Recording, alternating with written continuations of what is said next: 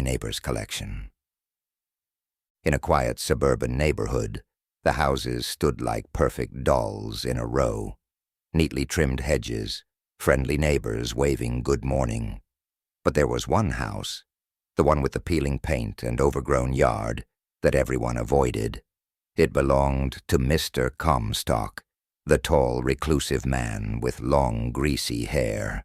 His loud, roaring car was the only sound that ever came from his property, rattling windows every morning as he sped off and every night when he returned.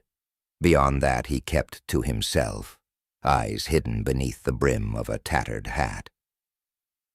Rumors swirled. Kids dared each other to get close to his house, but never lasted long. A foul stench sometimes wafted from his basement windows, growing stronger with every passing day. The neighbors whispered about what could possibly cause such a smell, but no one dared confront him.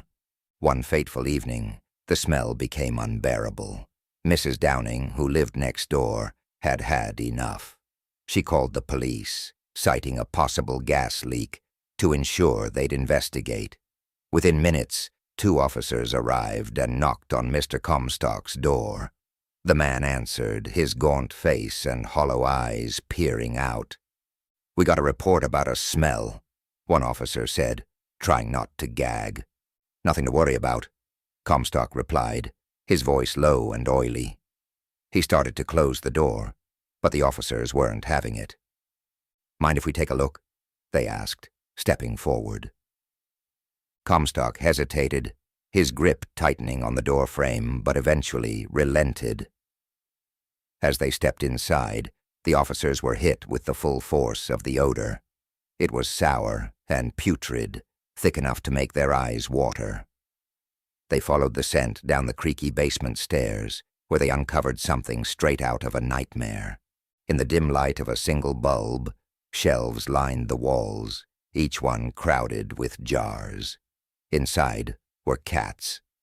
Dead cats, perfectly preserved in formaldehyde. Each jar bore a label with a name written in scratchy handwriting. Mittens, Whiskers, Fluffy. On a table in the center of the room, a fresh carcass lay half-prepped for preservation. The officers stumbled back, calling for backup. Comstock didn't resist when they cuffed him, his face blank as if he'd been expecting this moment all along. Neighbors gathered on the street, horrified and fascinated as the police hauled jar after jar from the house, the grisly contents on full display. The story made headlines, the cat collector becoming a chilling urban legend overnight. Comstock was declared mentally unfit and sent to a psychiatric prison, where he would remain for the rest of his life. As for the house, no one dared go near it. The smell lingered long after Comstock was gone, and prospective buyers balked at the property's grim history. Over time, the house fell into disrepair, its windows boarded up, the yard overtaken by weeds. Children made up ghost stories about the spirits of the cats haunting the place, and even the bravest of them wouldn't set foot on the porch.